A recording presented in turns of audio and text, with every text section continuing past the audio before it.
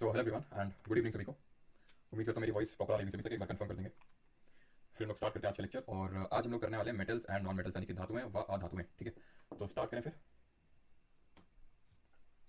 कल हम लोगों ने देखा था स्ट्रक्चर ऑफ एटम और आज देखने वाले हम लोग मेटल्स एंड नॉन मेटल्स।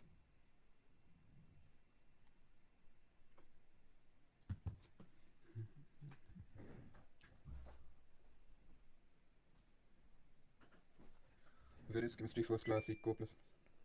फिर से वही को साउंड आ रहा है क्या? एक बार कंफर्म कर देंगे फिर हम लोग स्टार्ट। क्या रोज रोज का प्रॉब्लम हो गया, आज तो माइक भी मैंने चेंज कर दिया। एक सेकंड रुकना, एक सेकंड है ना, एक सेकंड रुकना।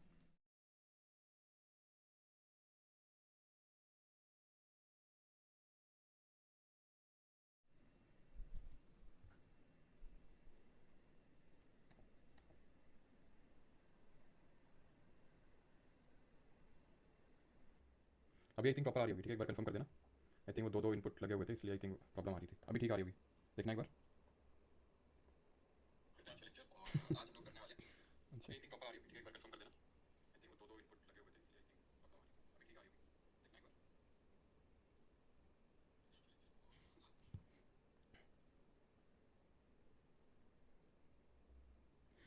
हाँ जी ठीक है, अभी क्लियर है।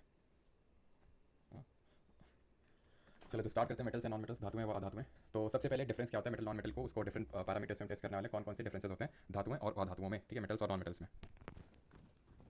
ठीक है, तो चलिए स्टार्ट करते हैं। सबसे पहला हमारा बेसिस ऑफ क्लासिफिकेशन होगा फिजिकल स्टेट, यानी कि भौतिक अवस्था। क्या होती है भौतिक अवस्था? तो भौतिक अवस्था अगर मेटल्स की बात करें तो सॉलिड होते हैं जनरली। सॉलिड आपको पता होना चाहिए कौन सा स्टेट ऑफ मैटर होता है, जो वही स्टेट ऑफ मैटर होता है जिसमें कि पार्टिकल्स के बीच में जो काइनेटिक एनर्जी होती है वो सबसे लीस्ट होती है, बिकॉज उनके बीच का जो फोर्सेस ऑफ अट्रैक्शन है वो सबसे मैक्सिमम होता है इसलिए। Non metals exist in solid and gas state. Non metal जो है वो सॉलिड में भी और गैस स्टेट में एक्जिस्ट करते हैं। जैसे मैं आपको एग्जांपल दूं तो नॉन मेटल सॉलिड में क्या होगा आपका, जैसे फॉर एग्जांपल जो प्लास्टिक है नॉन मेटल है, सॉलिड है, बट वहीं पे जो ऑक्सीजन है जो हम इनहेल करते हैं नॉन मेटल है, गैस स्टेट में। अब केमिस्ट्री और खासकर ये वाला जो पर्टिकुलर चैप्टर है मेटल्स एंड नॉन मेटल्स, ये आपका एक्सेप्शन से भरा रहेगा, अपवादों से भरा रहेगा। ठीक है, तो यहाँ पे अगर हम एक्सेप्शन की बात करें, एक्सेप्शन का मतलब क्या है, जो जनरल ट्रेंड फॉलो नहीं करते हैं, ये अपने खुद के रूल्स है ना। We have our own rules. जैसे आप बैग में है ना, ये हरकत आप में से कितने लोगों ने की स्कूल डेज में पीछे लिखाते थे माई लाइफ माई रूल्स, है ना। कुछ और परम लोग होते थे कि he is awesome he is me, है ना, इस तरह की चिचोरी टाइप हरकतें करी होंगी आपने। ठीक है, तो एक्सेप्शन यहाँ पे एच जी मतलब ये होता है मरकरी का सिंबल, जिन लोगों को नहीं पता। तो जो मरकरी होता है जिसको हिंदी में पारा बोलते हैं, ये जो पारा होता है दैट इज जो मरकरी होता है, ये लिक्विड होता है रूम टेम्परेचर में, यानी कि तरल अवस्था में होता है रूम टेम्परेचर पे। गैलियम ऑलमोस्ट होता है सीजियम। ये गैलियम सीजियम को अगर आप पाम में हथेली में रखोगे तो मेल्ट करने लगेंगे, यानी कि हल्का सा रूम टेम्परेचर से ज़्यादा इनको टेम्परेचर मिला ये भी पिघल जाते हैं। ठीक है, ये सख्त नहीं है। वहीं पर अगर नॉन मेटल की एक्सेप्शन की यानी कि अधातु की अगर अपवाद की बात करें तो bromine here is an exception, जो कि नॉन मेटल होने के बावजूद भी एक लिक्विड है। बात अगर करते हैं दूसरे अपने पैरामीटर पर, दैट इज लेस्टर। लेस्टर का मतलब क्या होता है? लेस्टर का मतलब होता है चमकीलापन, शाइनिंग सरफेस। तो अगर हम बात करें मेटल्स की तो yes, metals have a shining surface, यानी इनमें लेस्टर होता है। नॉन मेटल्स में लेस्टर नहीं होता है। अगेन एक्सेप्शन देखते हैं, जो लेड होता है, जो आपका शीशा जिसको बोलते हैं हिंदी में, इसका डल अपीयरेंस होता है। लेस्टर का मतलब होता है शाइनिंग सरफेस होना। मेटल्स का शाइनिंग सरफेस होता है, that is metals have lustre, but lead जो होता है, जो शीशा होता है, उसमें लेस्टर नहीं होता है, वो डल अपीयरेंस का होता है। नॉन मेटल की अगर बात करें तो इनमें लेस्टर नहीं होता है, लेकिन यहाँ पे भी एक्सेप्शन है, iodine being a non metal. Iodine being a non metal has lustre. Diamond and graphite इनमें भी लेस्टर होता है, और ये आपके कार्बन के इलेक्ट्रोड्स होते हैं, आगे देखेंगे। वैसे ये कार्बन का एक अलग से चैप्टर भी पढ़ेंगे हम लोग। तो ये नॉन मेटल है बट फिर भी शाइन करते हैं। हार्डनेस की अगर बात करें तो metals are hard in nature. Non metals ठीक है सॉलिड तो होते हैं लेकिन उतने हार्ड नहीं होते, उतने टफ नहीं होते जितने कि मेटल्स होते हैं। एक्सेप्शंस यहाँ पे अगर बात करें मेटल्स की कैटेगरी में तो sodium, potassium, rubidium, caesium, mercury, gallium और जिंक यहाँ पे सही आंसर होगा। अब अगर हम बात करें सोडियम और पोटेशियम की तो इतने सॉफ्ट हैं कि इनको नाइफ से कट किया जा सकता है, चाकू से कट किया जा सकता है। आपने देखा वो येलोइश कलर का होता है सोडियम, है ना, आराम से इसको आप चाकू से कट कर सकते हैं। वहीं अगर हम बात करें मरकरी की तो ये हार्ड तो छोड़ो, अभी देखा हम लोगों ने कि लिक्विड होता है रूम टेम्परेचर में। सीजियम, गैलियम को देखा हमने कि अगर इसको हथेली में रखेंगे, पाम में रखेंगे तो ये धीरे धीरे मेल्ट होने लगेगा। सिमिलरली जो जिंक होता है ना, ये भी उतना हार्ड नहीं होता है। अभी हम देखेंगे ब्रिटल स्टेट में एग्जिस्ट करता है। ब्रिटल मतलब कि एकदम मारता है, एकदम तितर बितर हो जाता है, टूट जाता है। मैलिबिलिटी पे आते हैं। मैलिबल का मतलब क्या होता है? इसको बोलते हैं नमनीयता। नमनीयता का मतलब क्या होता है? मैलिबिलिटी। फिर नमनीयता का मतलब ये होता है कि दे can be beaten into thin sheets. मतलब ये होता है कि आप जब मेटल्स को पीटेंगे पीटेंगे पीटेंगे, आपने लोहार लोगों को देखा होगा कैसे पीटते रहते, तो ऐसा तो है नहीं कि एक हथौड़ा मारा और बिखर गया। वो पीटते रहते हैं, उसको थिन शीट्स में ड्रॉ किया जा सकता है। याद है आपको कल हम लोगों ने किसका एक्सपेरिमेंट देखा था? रदरफोर्ड का वो गोल्ड एक्सपेरिमेंट देखा था, जिसमें उन्होंने अल्फा पार्टिकल्स को क्या किया था, बम्बार्ड करवाया था गोल्ड की थिन शीट में। और गोल्ड को ही उन्होंने क्यों चुना था? बिकॉज गोल्ड जो होता है बहुत मैलिएबल होता है, बहुत ही मैलिएबल होता है, बहुत ही नमनीय होता है। कमेंट में बताएंगे इस पर्टिकुलर एक्सपेरिमेंट के साथ रदरफोर्ड ने किस चीज़ की डिस्कवरी करी थी। नॉन मेटल की अगर बात करें, दे आर नॉट मैलिएबल। इनको आप हथौड़ा मारा ये बिखर गया। ये ऐसा नहीं कि उस प्रेशर को झेल कर थिन शीट्स में पतली चादर में तब्दील हो जाए, नहीं। एक्सेप्शन अगर बात करें मैलिएबल में मेटल्स में तो मरकरी, सोडियम, पोटेशियम और जिंक। मरकरी आपका लिक्विड स्टेट में एग्जिस्ट करता है। इसको क्या पीटोगे? लिक्विड को पीटोगे। ये पहले से लिक्विड स्टेट में एग्जिस्ट कर रहा है तो आप इसको कहाँ से क्या ही बीट करोगे। सोडियम एंड पोटेशियम की बात करें तो इतने ज़्यादा सॉफ्ट होते हैं कि आप बीट करोगे तो ये कितना ही आप बीट करोगे, इनकी चादर थोड़ी ना बना ले जाओगे। एंड जिंक की बात करें तो ये बहुत ही ज़्यादा ब्रिटल नेचर का होता है। ब्रिटल का मतलब ये होता है कि इसमें जैसे ही जरा सा प्रेशर पड़ा नहीं ये बिखर जाते हैं, ये होता है ब्रिटलनेस। डक्टाइल, डक्टाइल का मतलब क्या होता है? डक्टाइल का मतलब ये होता है can be drawn into wires, यानी कि इनको खींच के ये होता है। तो 1 ग्राम जो गोल्ड होता है इससे हम 2 किलोमीटर जो है लंबा तार खींच सकते हैं। 1 ग्राम ऑफ गोल्ड से 2 किलोमीटर लंबा जो है तार खींचा जा सकता है या फिर तार बनाया जा सकता है। इसको हम बोलते हैं डक्टिलिटी। नॉन मेटल्स की अगर बात करें तो लैक डक्टिलिटी यानी इनमें डक्टिलिटी नहीं होती, यानी कि इनकी अगर बात करें तो इनको खींच के लंबे तारों में कन्वर्ट नहीं किया जा सकता। एक्सेप्शंस अगेन सेम होंगे जो मैलिएबिलिटी वाले में थे। मरकरी लिक्विड स्टेट में तो आपको रटने की जरूरत नहीं, ऑब्वियस बात है ये आपका डक्टाइल नेचर का नहीं होगा। सोडियम हो गया, पोटेशियम हो गया, जिंक हो गया, ये भी आपके क्या एक्सेप्शन है, अपवाद है। ठीक है, मेल्टिंग एंड बॉइलिंग पॉइंट की अगर बात करें तो इनका हाई मेल्टिंग पॉइंट यानी कि हाई मेल्टिंग पॉइंट और बॉइलिंग पॉइंट होगा। दैट मींस कि ये बहुत ही तुरंत, ऐसा नहीं कि तुरंत आपने इनको वो जरा सा टेंपरेचर मतलब इंक्रीज किया ये मेल्ट हो गया। आपको बहुत ही हाई टेंपरेचर देना पड़ेगा तब ये जाके मेल्ट होंगे। ठीक है, और हाई बीपी होता है इसका रीनियम का सबसे हाईएस्ट बीपी आप बोल सकते हैं, एक्सेप्शन होता है मरकरी। अब ऑब्वियस बात है पहले से मेल्टेड फॉर्म में तो आप इसको क्या ही मेल्ट करोगे, मरकरी हो गया। ठीक है, नॉन मेटल्स की अगर बात करें यहाँ पे आप गैलियम और सीजियम को भी वैसे ऐड कर सकते हैं बिकॉज इनका वही ना हथेली में रखा मेल्ट हो गया, यानी कि लो मेल्टिंग पॉइंट है। नॉन मेटल्स की अगर बात करें तो इनका लो मेल्टिंग पॉइंट और बॉइलिंग पॉइंट होता है, बट एक्सेप्शंस हैं यहाँ पे भी डायमंड और ग्रेफाइट जिनका की high melting and boiling point होता है, being a non metal also. ठीक है, अभी आते हैं डेंसिटी यानी कि जिसको बोलते हैं घनत्व पे, तो दे हैव हाई डेंसिटी, यानी जो मेटल्स होते हैं कि हाई डेंसिटी होती है। हाई डेंसिटी का मतलब ये कि जैसे फॉर एग्जांपल आपने वाटर में डाला और ये तुरंत क्या हुआ, डूब गए। क्यों डूब जाएंगे तुरंत वाटर में डालते हैं, क्योंकि डेंसिटी बहुत ज्यादा है, घनत्व बहुत ज्यादा है, आप ऐसे समझ लो कि भारी बहुत ज्यादा है। एक्सेप्शंस क्या होंगे, सोडियम एंड पोटेशियम। क्यों, क्योंकि सोडियम पोटेशियम के बारे में हम देखेंगे कि ये इतने टफ नहीं होते, इतने हार्ड नहीं होते, यहाँ तक कि अगर इनको वाटर में रखेंगे तो ये बहुत ही एक्सप्लोसिव तरीके से रिएक्शन करते हैं और ये वाटर में फ्लोट करने लगते हैं वाटर की सर्फेस पे। नॉन मेटल्स की अगर बात करें तो इनकी बहुत ही कम डेंसिटी होती है, एक्सेप्शन यहाँ पे अपवाद है डायमंड। अब देखिए डेंसिटी पे ये भी क्वेश्चन बनता है कि कौन सा मेटल होता है जिसकी लोएस्ट डेंसिटी होती है। ठीक है, ओवरऑल तो ठीक है, आपको याद रखना है कि हाई डेंसिटी होती है, लेकिन कौन सा मेटल होता है जिसकी सबसे लोएस्ट डेंसिटी होती है और कौन सा मेटल होता है जिसकी सबसे हाईएस्ट यानी सबसे ज्यादा घनत्व होता है। तो ध्यान रखिएगा लोएस्ट की जब बात करेंगे तो एल से लोएस्ट एंड एल से लिथियम। ठीक है, एल से लिथियम हो जाएगा आपका, जिसका एटॉमिक नंबर कितना होता है कोई बताएगा, वैसे तो भी हमने पीरियोडिक क्लासिफिकेशन ऑफ एलिमेंट पढ़ा नहीं है। और हाईएस्ट की अगर बात करेंगे तो ऑस्मियम, ये इसकी हाईएस्ट होती है। लिथियम की अगर बात करेंगे तो 3 इसका होता है एटॉमिक नंबर, और इसको हम किस नाम से जानते हैं, व्हाइट गोल्ड के नाम से जानते हैं, और काफी करंट में रहता है, जैसे कि जम्मू एंड कश्मीर में मिला था इसका है ना, लिथियम के ब्लॉक्स मिले थे एंड इसको व्हाइट गोल्ड के नाम से जानते हैं। अभी रिसेंटली इंडिया ने जो है अर्जेंटीना में, ठीक है, रिसेंटली इंडिया ने अर्जेंटीना में 5 लिथियम ब्लॉक्स को एक्वायर किया है। तो आप ये ले लो, चिली ले लो, अर्जेंटीना ले लो, ये कुछ ऐसे साउथ अमेरिका की कंट्रीज हैं जहाँ पे बहुत ज्यादा लिथियम आपको देखने को मिलेगा। ठीक है, चलिए आगे बढ़ते हैं। तो एबीसी बोलते हैं, इनको एबीसी कंट्रीज बोलते हैं, अर्जेंटीना, बोलिविया और चिले। एबीसी कंट्रीज में जो है आपको खूब ढेर सारा लिथियम देखने को मिलता है, जिसको कि हम लिथियम आयन बैटरीज बनाने में यूज करते हैं, तो बहुत ज्यादा इसका यूज है टेक्नोलॉजी में। ब्रिटलनेस की अगर बात करें, ब्रिटलनेस का मतलब होता है कि भाई आपने मारा और वो एकदम बिखर गया, तो मेटल्स हार्ड होते हैं, उतने ब्रिटल नहीं होते हैं। एक्सेप्शन यहाँ पे जिंक, जिसको हम जस्ता का नाम से जानते हैं, जो जस्ता होता है वो उतना आपका ब्रिटल नहीं होता है। ठीक है, क्या स्पैम किया जा रहा है बेटा रोहित है, तो दे आर ब्रिटल। अगर नॉन मेटल्स की अगर बात करें तो ब्रिटल होते हैं। एक्सेप्शन यहाँ पे गैस, अब गैस को क्या ही पीटोगे, गैस को आप मारोगे उनको ब्रिटल बनाओगे नहीं। ठीक है, एलॉय फॉर्मेशन की अगर बात करें, एलॉय आप जानते हैं, एलॉय मिश्र धातु होते हैं। जरा कमेंट में बताएंगे कि एलॉय हमारे किस तरह के मिक्सचर होते हैं, एलॉयज जो होते हैं वो किस तरह के मिक्सचर होते हैं, होमोजेनस, हेटेरोजेनस, किस तरह के मिक्सचर होते हैं। तो स्टेनलेस स्टील एलॉय ऑफ निकल, क्रोमियम, आयरन। ठीक है, इसके आप अभी हम पढ़ेंगे एलॉय। ठीक है, एलॉय अभी आप एकदम छोड़ दो, एलॉय बस इतना ध्यान रखो कि एलॉयज बनाए जा सकते हैं इनके, and they do not form, कौन नॉन मेटल्स एलॉय नहीं बनाते, एक्सेप्शन यहाँ पे कार्बन। ठीक है, कार्बन इज एलॉयड, मतलब कार्बन एलॉय बना लेता है when it is alloyed with iron. अभी पढ़ेंगे हम, ठीक है, कि किस तरह से कार्बन का यूज किया जाता है टफनेस बढ़ाने के लिए, जब हम या तो स्टेनलेस स्टील बनाते हैं तब, और जब हम आयरन बनाते हैं तब कार्बन का यूज किया जाता है, बिकॉज हम प्योर आयरन को कभी यूज कर ही नहीं सकते, इतना वो सॉफ्ट होता है। तो कार्बन को इसमें ऐड किया जाता है to a very small percentage, और वो स्मॉल परसेंटेज रफली 0.05%, उतना ही ऐड करने से इसकी जो टफनेस है वो बहुत ज्यादा बढ़ जाती है आयरन की। ठीक है, थर्मल एंड इलेक्ट्रिकल कंडक्टिविटी पे आते हैं। Metals are good conductor of heat and electricity, सुचालक होते हैं, ये बहुत अच्छे से इलेक्ट्रिसिटी को हीट को कंडक्ट करेंगे। नॉन मेटल्स बैड कंडक्टर होते हैं। जैसे फॉर एग्जांपल आप अगर इसको एक्सपीरियंस करना चाहते हैं है ना, तो गैस चूल्हे को जलाइए, एक रॉड लीजिए है ना, एक रॉड लीजिए आयरन रॉड, और उसको थोड़ी देर पकड़े रहिए। ठीक है, पकड़े रहिए और फिर एकदम से आपको परम आनंद की अनुभूति होगी। क्यों, क्योंकि यहाँ पे कंडक्शन के थ्रू, क्योंकि इसने हीट को कंडक्ट किया, जो आयरन रॉड थी बीइंग अ मेटल, तो इसने हीट जो यहाँ पे थी इसको कंडक्ट करके यहाँ तक पहुंचा दिया by the process of conduction. ठीक है, तो मेटल्स जो होते हैं गुड कंडक्टर होते हैं हीट इलेक्ट्रिसिटी। सोनोसिटी की अगर बात करें ये क्या होता है, तो सोनोसिटी का मतलब होता है कि जब आप मेटल्स को हीट करें तो वो टन टन की आवाज करें। जैसे आपकी स्कूल की घंटी होती थी, स्कूल की घंटी होती थी ना, वो क्या होता था, मेटल होता था आपका। ठीक है, मेटल सरफेस होता था जिसमें कि आपके एक भाई साहब क्या होते थे, ऐसे पकड़ के रखते थे, टन टन मारते थे है ना। तो मेटल्स आर सोनरस, यानी कि उनको मारने पे टन टन की आवाज आएगी। Non metals are not sonorous, यानी कि ये सोनरस नहीं होते, टन टन की आवाज नहीं आएगी। तो कैसे आएगी, भन्न भन्न की नहीं बेटा, भन्न भन्न की आवाज तो आती है जब कंटाप मारा जाता है। ठीक है, कब मारा जाता है, जब तुम पढ़ते नहीं हो। टाइप्स ऑफ आयन की अगर बात करें तो हम देख चुके हैं। आयन क्या होता है, जब मेटल, ठीक है, या नॉन मेटल इलेक्ट्रॉन देता या लेता है तो आयन बनता है। क्यों इलेक्ट्रॉन लेना देना पड़ता है, कल पढ़े थे, to complete the octet. Why complete octet क्यों कंप्लीट करनी पड़ती है, तो बोर और बरी ने बोला था क्योंकि इसी से स्टेबिलिटी मिलती है।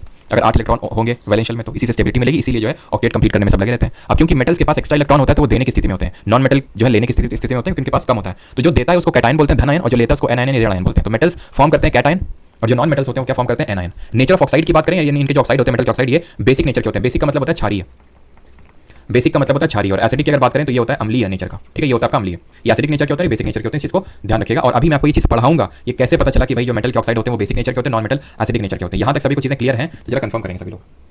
यहाँ तक क्लियर सभी को सारी चीजें। और एक सेकंड, थोड़ा मैं माइक फिर से एक बार चेंज करता हूँ, बताना सारी चीजें मतलब अगर प्रॉपर होंगी तो। ठीक है, एक सेकंड।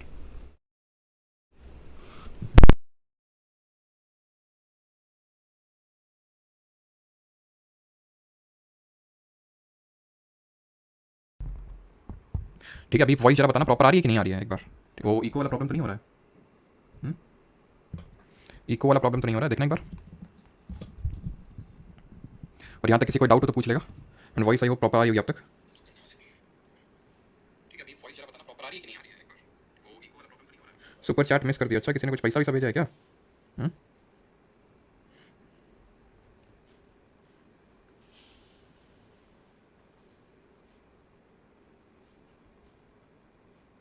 क्लियर है सर, ओके। पीसीएम वालों को इतना आनंद आ रहा है बताया नहीं जा सकता है। अच्छा चलो भाई, तो स्टार्ट करते हैं अभी chemical properties of metal. Metal की धातुओं की क्या केमिकल प्रॉपर्टीज होती हैं? सबसे पहले रिएक्शन विद और reaction of metal with oxygen, burning in air और formation of oxide. Almost all metals combine with oxygen to form metal oxide. यानी मेटल्स की जब रिएक्शन, धातुओं की रिएक्शन ऑक्सीजन के साथ अभिक्रिया करवाते हैं तो धातु का ऑक्साइड बनता है, मेटल का ऑक्साइड बनता है। Metal plus oxygen gives metal oxide, लिखे हुए हैं, ठीक है। फॉर्मुला में आता है बनाना, कल बनवाए थे तुमसे। जैसे एल्यूमिनियम है, वैलेंसी कितनी होती है? 3, ऑक्सीजन की 2, Al2O3 simple. Copper oxide, copper की 2, ठीक है, ऑक्सीजन की 2, तो आपका वो Cu हो जाएगा, कॉपर ऑक्साइड, ठीक है। Generally metal oxide are basic in nature, इस चीज़ को याद रखिएगा। वैसे भी मैं इस चीज़ को प्रूव भी करूंगा आपको। तो दूसरी यहाँ पे देखिए reaction of metal with oxygen, वही सेम चीज़ यहाँ पे, सॉरी यहाँ पे तो ऑक्सीजन के साथ हो गई। अब यहाँ पे हमें देखनी है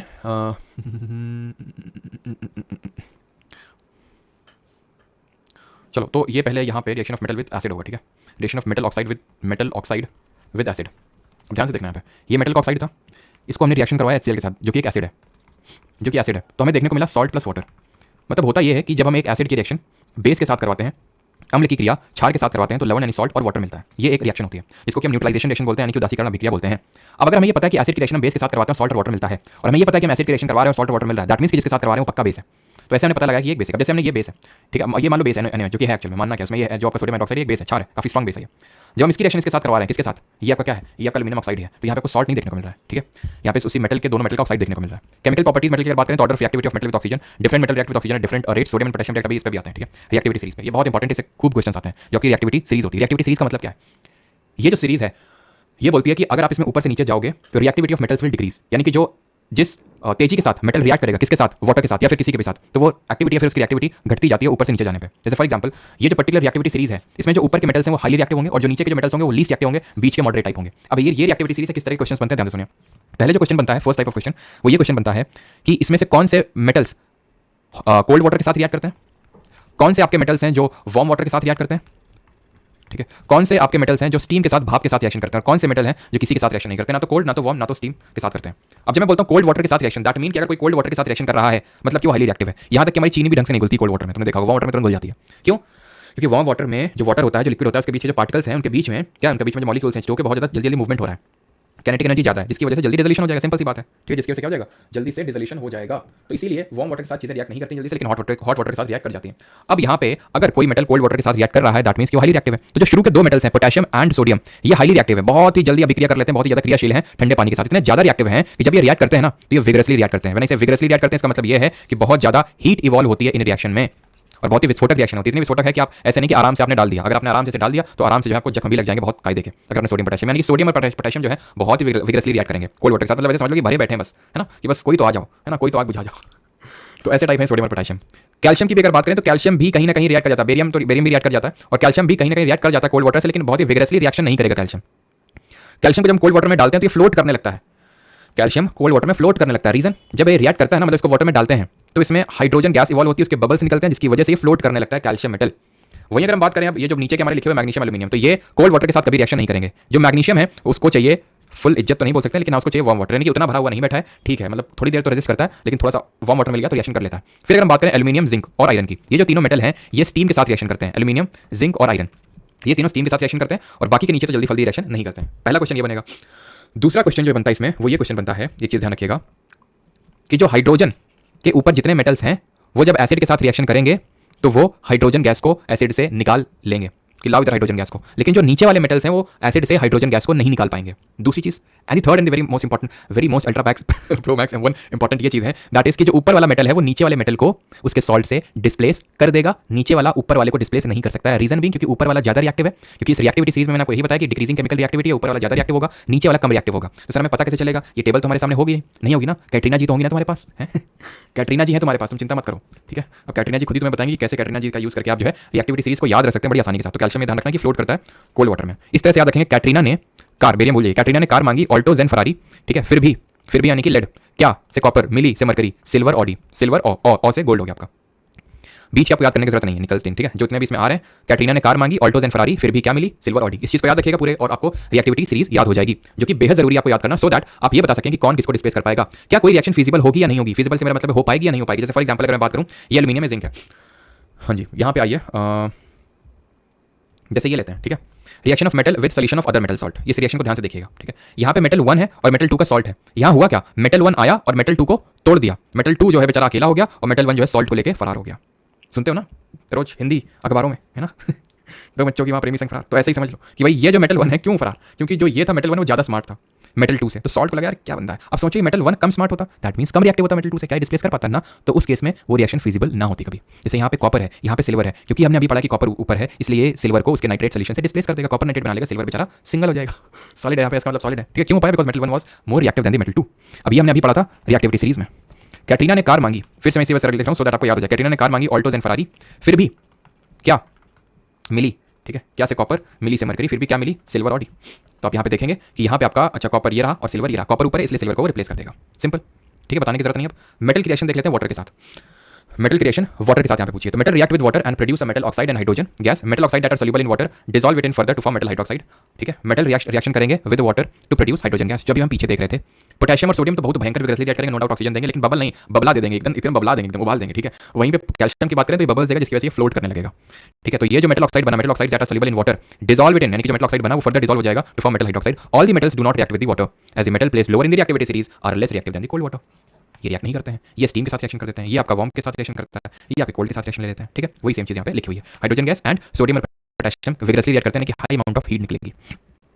now reaction of metal with acid बहुत आसान है, ठीक है, except a few less reactive metal, again वही रिएक्टिविटी सीरीज काम पे आएगी जो नीचे रिएक्टिविटी सीरीज में कॉपर, मर्करी, सिल्वर, ऑडी यानी वही आपका गोल्ड, प्लैटिनम, ये रिएक्ट नहीं करेंगे एसिड के साथ क्योंकि नीचे रिएक्टिविटी सीरीज में। Except all metal react with dilute sulphuric acid and HCl to produce salt and hydrogen gas. इसको आप याद रखेंगे मैश से। कैसे याद रखेंगे? मैश। ये मैश क्या होता है? जो ये बोलता है मेटल जब एसिड के साथ रिएक्शन करेगा तो सॉल्ट प्लस हाइड्रोजन गैस मिलेगी, मेटल और एसिड जब रिएक्ट करेंगे तो सॉल्ट और हाइड्रोजन गैस मिलेगी। नहीं, जब मेटल रिएक्ट कर रहा है किसके साथ? वाटर के साथ, तब भी हाइड्रोजन गैस मिल रही है, और जब एसिड के साथ तब भी हाइड्रोजन गैस मिल रही है। उस केस में मेटल ऑक्साइड मिल रहा था, यहाँ पे सॉल्ट मिल रहा है, मैश से याद रखेंगे आप इस चीज को, ठीक है। डाइल्यूट HNO3 के साथ कुछ स्पेशल केस देखने को मिलता है, पहले यहाँ तक बताएंगे, सभी को सारी चीजें क्लियर।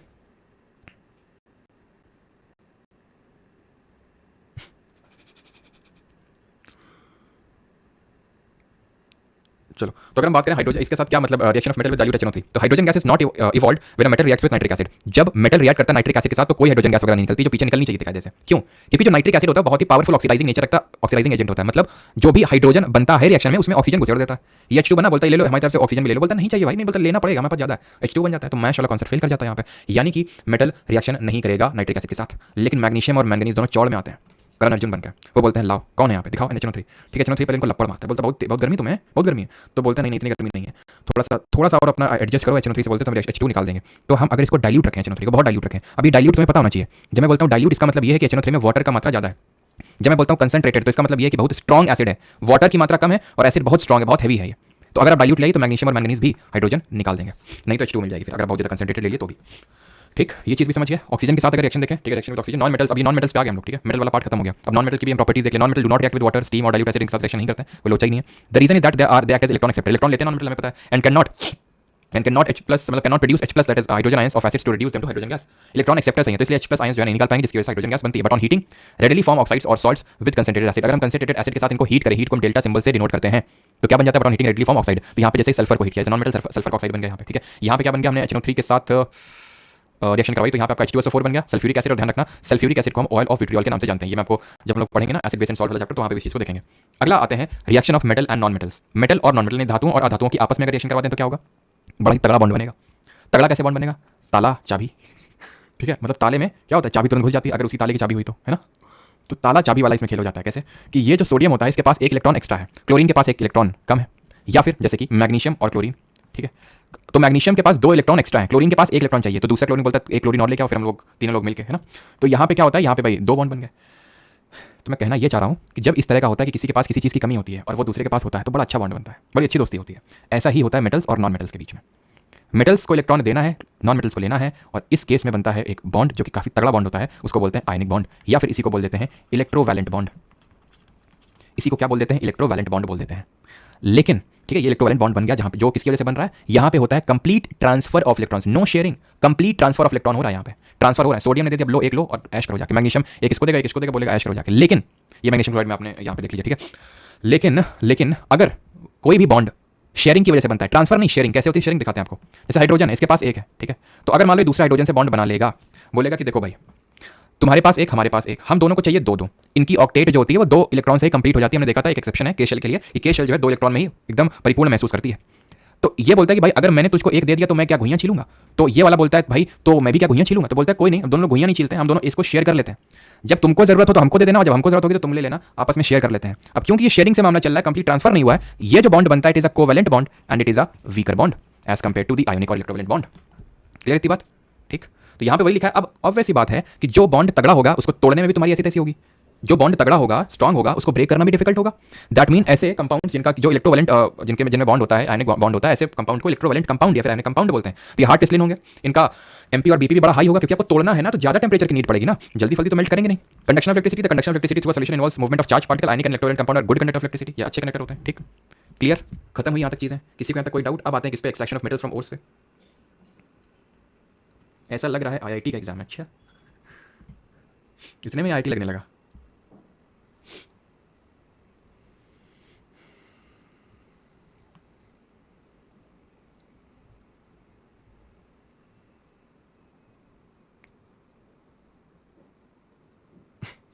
हाँ जी, क्लियर है। ठीक, चलो भाई समराइज कर देते हैं। ठीक है, कुछ लोगों कॉमर्स वालों को दिक्कत हुई है तो समराइज कर देते हैं एक बार। हमने क्या पढ़ा? हमने मेटल्स और नॉन मेटल्स की सबसे पहले तो प्रॉपर्टीज देखी। ये क्या होते हैं? ये मैलिएबल होते हैं, डक्टाइल होते हैं, गुड कंडक्टर होते हैं हीट और इलेक्ट्रिसिटी के। ये क्या होते हैं? मैलिएबल नहीं होते हैं, डक्टाइल नहीं होते हैं, बैड कंडक्टर होते हैं। इनमें लस्टर होती है, शाइनिंग सरफेस होती है, इनमें लस्टर नहीं होती, शाइनिंग सरफेस नहीं होती है। एक्सेप्शंस भी देखे हमने, जैसे कि नॉन मेटल में देखा कि iodine non metal but lustre होता है। ठीक है, फिर हमने देखा कि भाई इनका जो मेल्टिंग पॉइंट होता है मेटल्स का बहुत हाई होता है, नॉन मेटल्स का लो होता है। बट हमने देखा एक्सेप्शंस मरकरी, गैलियम, सीजियम, जिनका मेल्टिंग पॉइंट बहुत लो है। ये मरकरी तो लिक्विड है रूम टेम्परेचर पे, ऐसे ही नॉन मेटल एक लिक्विड रूम टेम्परेचर जिसको ब्रोमीन के नाम से जानते हैं। फिर हमने इनकी प्रॉपर्टीज पढ़ी, फिजिकल और केमिकल प्रॉपर्टीज पढ़ी। फिजिकल तो देख ली, केमिकल में क्या क्या हमने देखा? केमिकल प्रॉपर्टीज में तो हमने केमिकल प्रॉपर्टी में सबसे पहले तो इनकी रिएक्शन देखी वाटर के साथ। उसके लिए हमने कैटरीना ने कार मांगी, ऑल्टोज एंड फरारी याद रखा, जहां पे हमने पूरी, ठीक है, जहां पे हमने पूरी क्या देखी? जहां पे हमने पूरी रिएक्टिविटी सीरीज देखी कि ऊपर वाले जो हैं बहुत ही विग्रेसली रिएक्ट करते हैं। ये आपका जो मैग्नीशियम है कोल्ड वाटर के साथ रिएक्ट करता है या फिर स्टीम के साथ रिएक्ट करते हैं, नीचे रिएक्ट करते ही नहीं है। फिर हमने मैश का कॉन्सेप्ट देखा, मेटल एसिड के साथ रिएक्ट करके सॉल्ट और हाइड्रोजन बनाते हैं। फिर हमने देखा कि जब सॉल्ट के वाटर के साथ रिएक्शन करने में भी हाइड्रोजन निकलती है। जब ये एसिड के साथ रिएक्शन करते हैं तो एक एसिड निकल के आता है नाइट्रिक एसिड, जिसके साथ रिएक्शन नहीं पॉसिबल होती, बिकॉज पावरफुल ऑक्सीडाइजिंग नेचर होता है, जिसकी वजह से ये जो हाइड्रोजन बनती है यहाँ पे इसको ऑक्सीडाइज कर देता है, वाटर में बना देता है। बट मैग्नीशियम और मैंगनीज जो होते हैं डाइल्यूट एच में रिएक्ट कर जाते हैं। इतनी चीज क्लियर हुई थी। फिर हमने क्या देखा था? फिर हमने देखा था कि जो ऊपर वाला मेटल है वो नीचे वाले मेटल को डिस्प्लेस कर सकता है, क्योंकि वो ज्यादा रिएक्टिव होता है इस वजह से। फिर हमने यहाँ पे देखा किस तरह से ट्रांसफर ऑफ इलेक्ट्रॉन से अगर मेटल, हमने फिर लास्ट में किसके बीच में रिएक्शन देखी? मेटल और नॉन मेटल के बीच में। तो यहाँ पे अगर इन दोनों के बीच जो रिएक्शन होती है तो एक बॉन्ड बनता है जिसको आयोनिक या इलेक्ट्रोवैलेंट बॉन्ड बोलते हैं, जो कि बहुत ही स्ट्रॉन्ग बॉन्ड होता है। क्योंकि स्ट्रॉन्ग होता है तो इसकी वजह से बनने वाले जो कंपाउंड होते हैं उनका जो मेल्टिंग और बॉइलिंग पॉइंट है वो भी बहुत हाई होता है। बस अब आते हैं कि किस तरह से मेटल्स को निकालते हैं उनके अयस्क से। कमेंट में आप बताएंगे एल्यूमिनियम की एक और का नाम और आयरन की और का नाम, क्योंकि ये मैं आपको पढ़ा चुका हूँ ज्योग्राफी में। याद आ रहा है आपको कुछ? एल्यूमिनियम और आयरन की और। एल्यूमिनियम की मैंने आपको बॉक्साइट बताई थी, Al2O3.2H2O, याद आ रही है? Bauxite Al2O3.2H2O। और वहीं अगर हम बात करें आयरन की, तो आयरन में मैंने बताया था मैग्नेटाइट। वैसे तो बहुत सारी होती हैं बट प्रमुखता दो होती हैं, मैग्नेटाइट और हेमेटाइट। एक और होती है लिमोनाइट। ठीक है, तो मैग्नेटाइट और हेमेटाइट में किसमें ज्यादा आयरन का परसेंटेज होता है, जरा बताइए किसमें ज्यादा होता है? तो मैग्नेटाइट में ज्यादा होता है। सबसे ज्यादा रिजर्व्स कहाँ पे देखने को मिलेंगे? चाहे बॉक्साइट हो चाहे मैग्नेटाइट हो, ओडिशा में। हेमेटाइट के तो तुमको कर्नाटक में देखने को मिलेंगे। ठीक है, तो ओडिशा में देखने को मिलेंगे सबसे ज्यादा रिजर्व्स।